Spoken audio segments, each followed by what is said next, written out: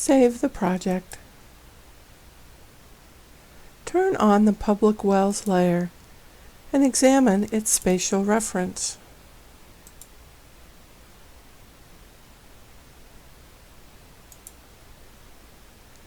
In the Geoprocessing pane, clear and reopen the Project tool.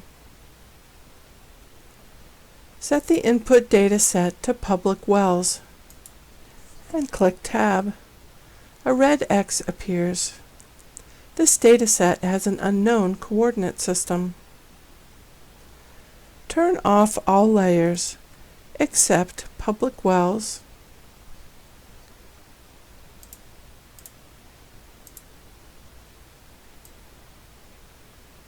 and Study Boundary.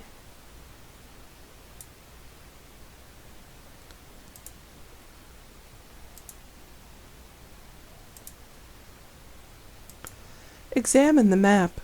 The public wells all appear inside the study area.